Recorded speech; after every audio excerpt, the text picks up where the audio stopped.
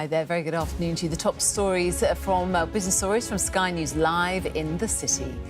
Water bills in England and Wales are set to increase above the rate of inflation from April. The UK is warned that it's in danger of missing out on the artificial intelligence gold rush. And the drinks giant Diageo brings in headhunters as it begins the search for a new chairman.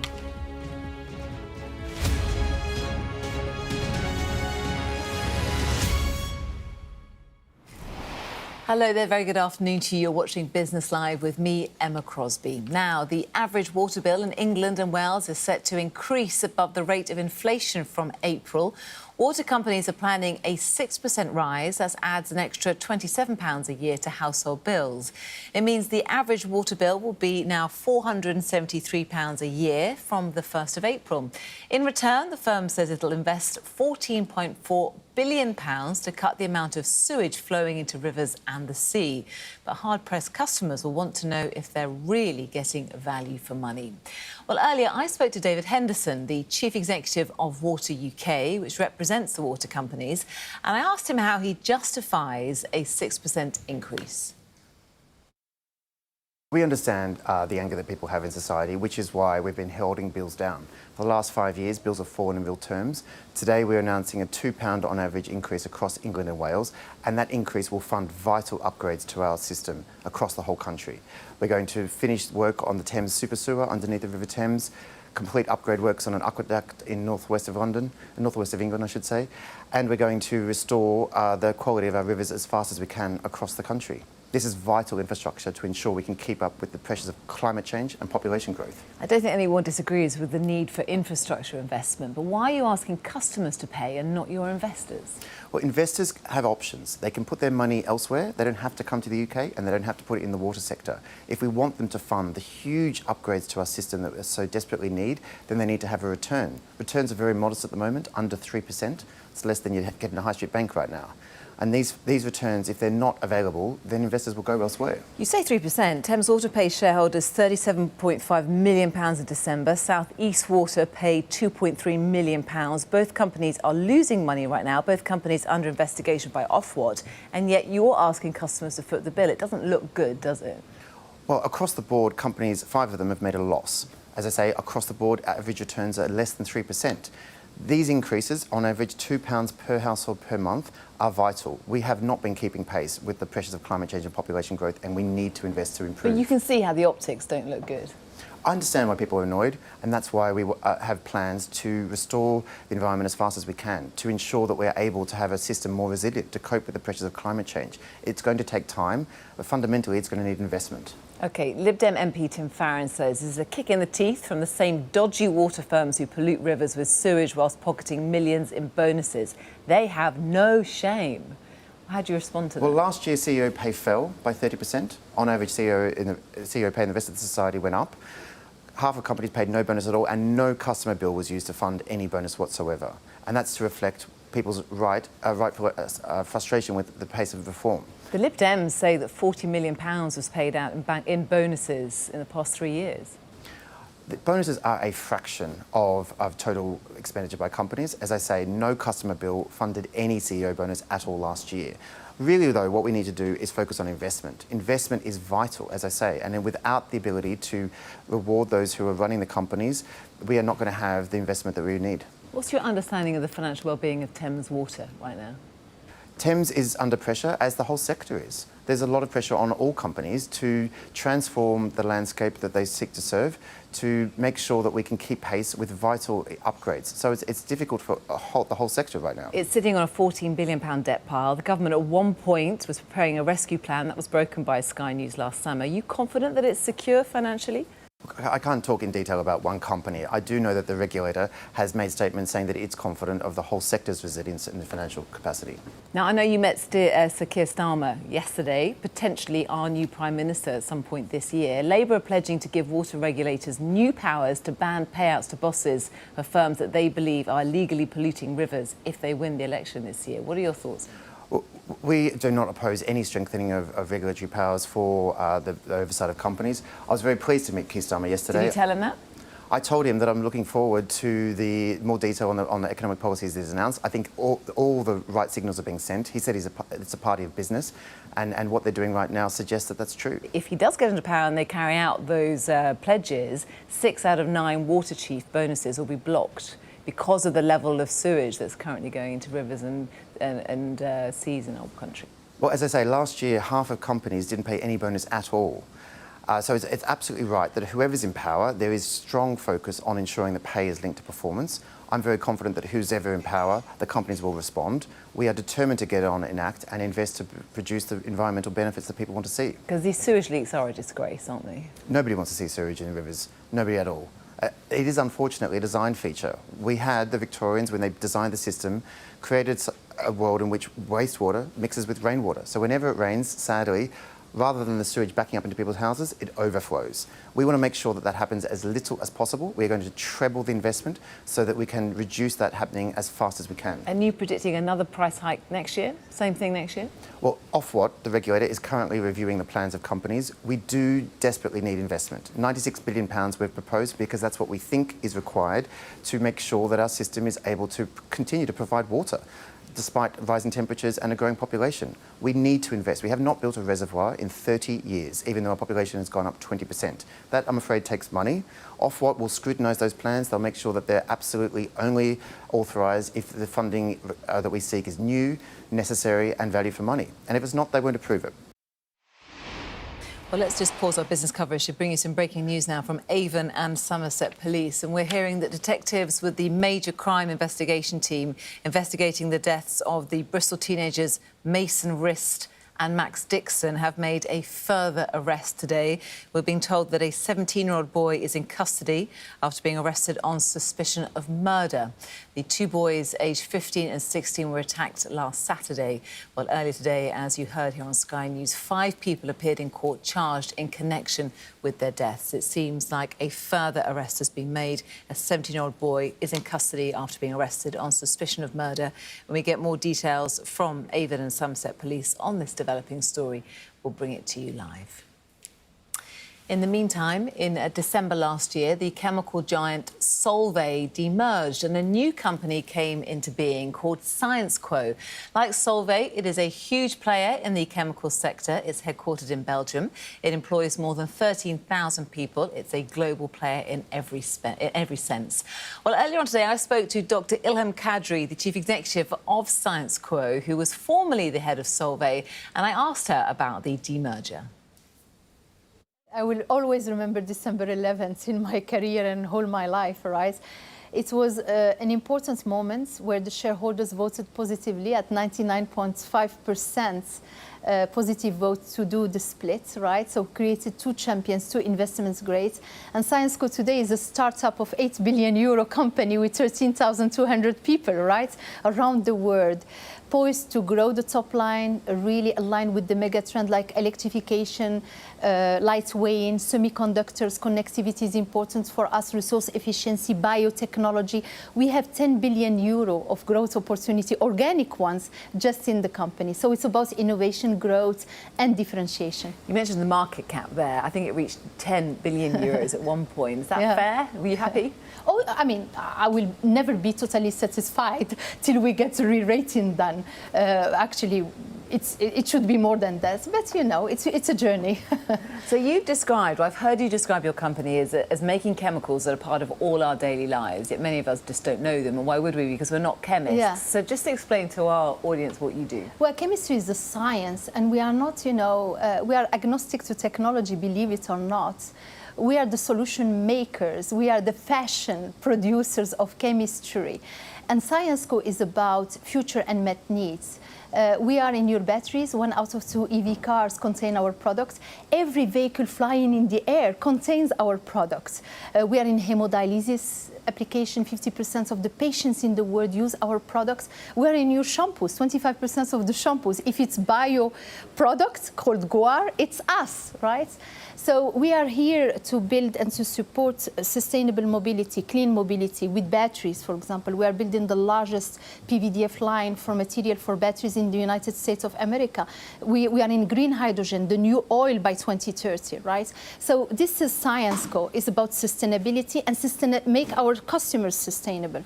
Let's talk about the electric vehicle market. I know that's a key area for you. It's something that we talk about regularly here on Business Live. I mean, what is the developments you're seeing in that market? I mean, and where will we get to the point that many of us are driving electric vehicles? So first of all, we take an object, be it a car, a plane, or your e-bike. We replace metal, we make it lighter.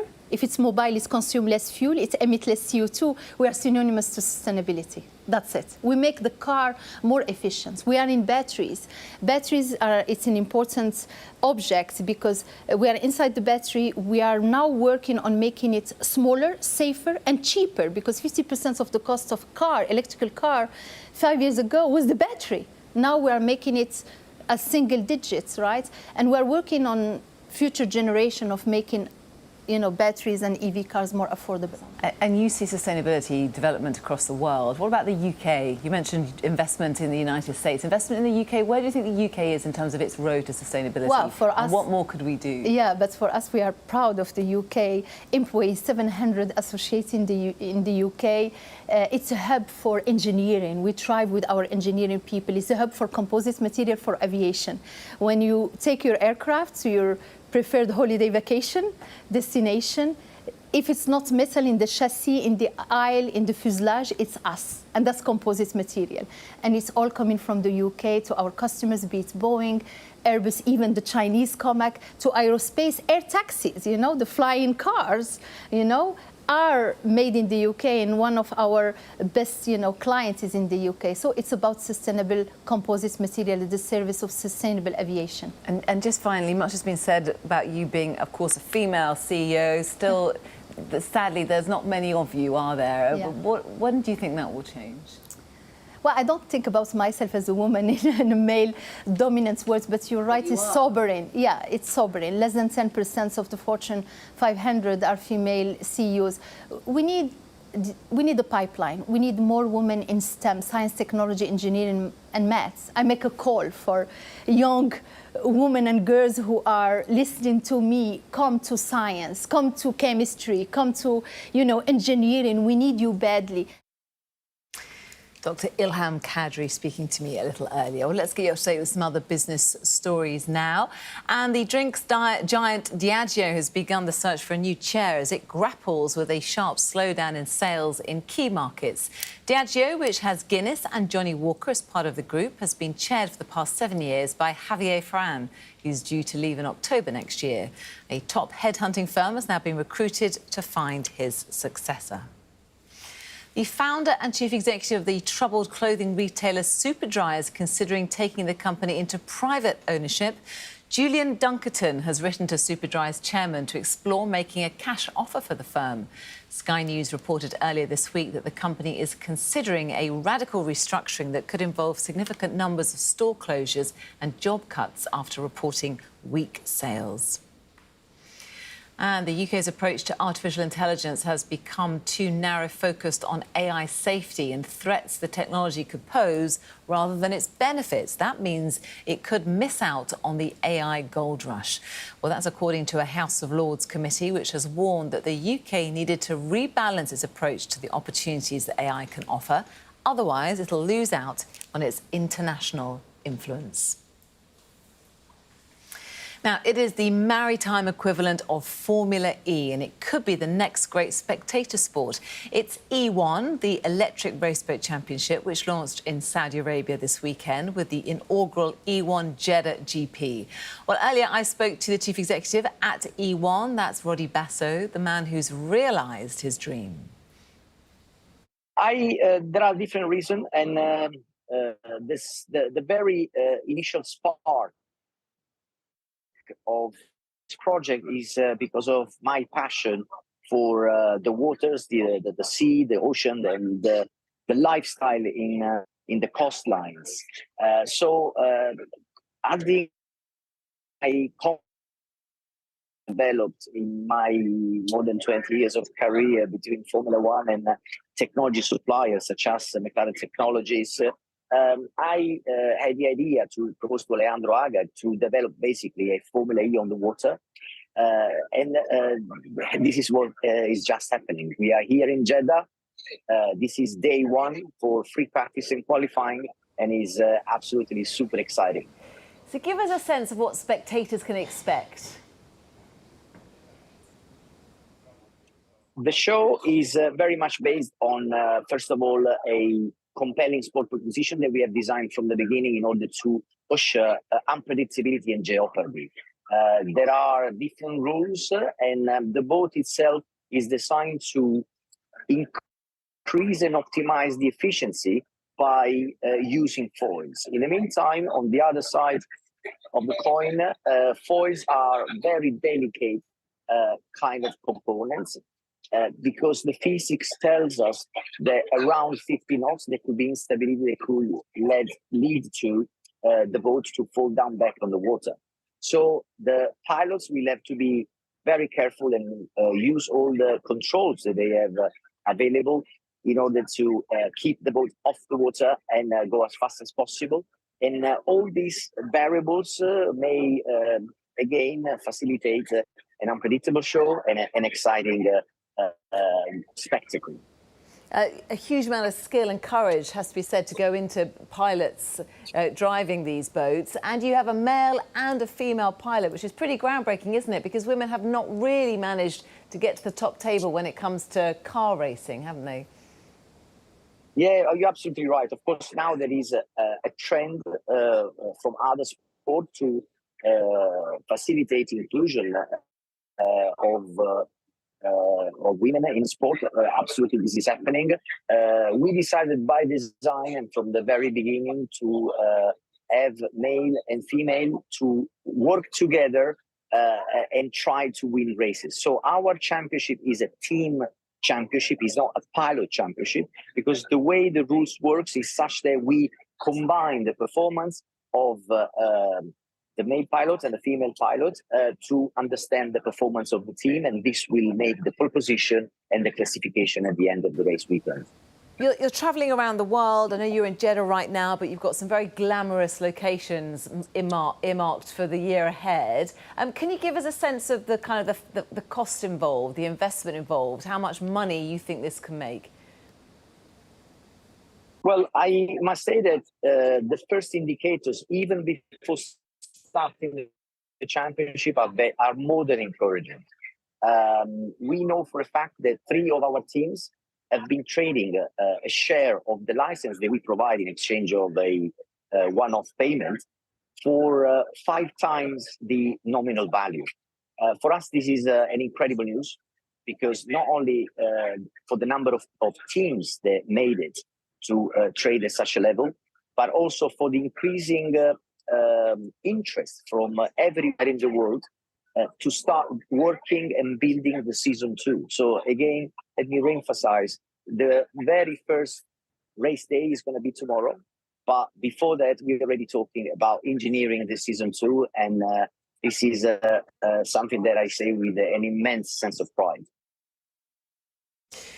Rodi Basso speaking to me there a short time earlier. Still to come this afternoon here on Business Live, we'll have a look at how the markets have fared this afternoon towards the close of the week and reflect on some big job news that came out from the United States. Do stay with us.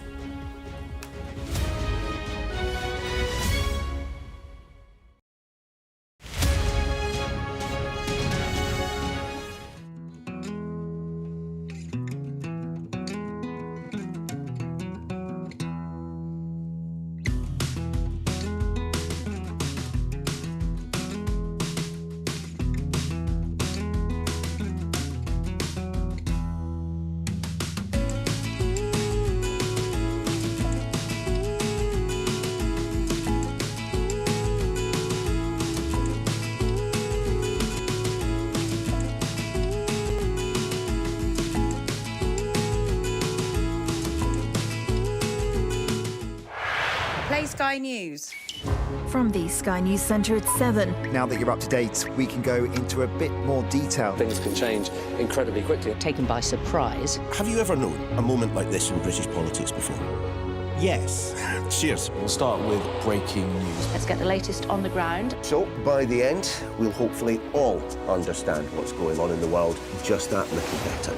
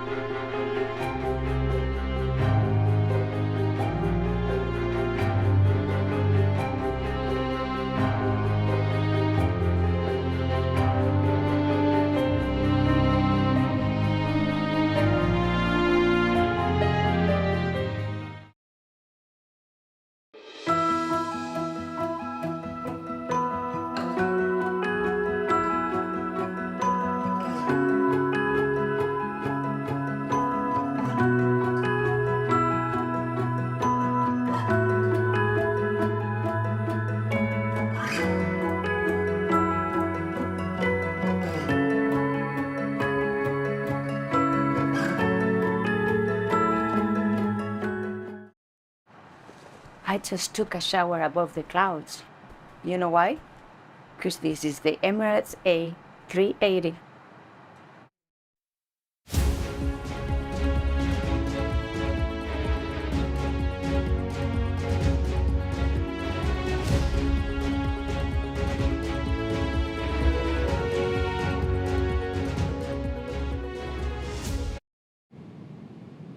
Fly Emirates, fly better.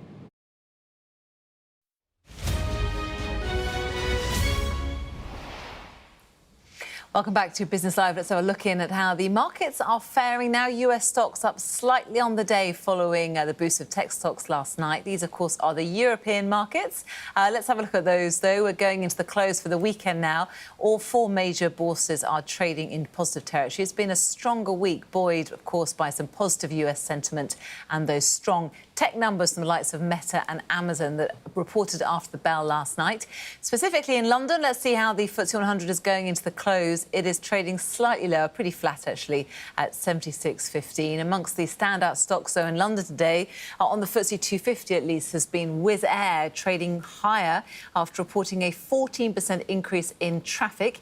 As a result of that, EasyJet shares have been up at one point by 3.6%.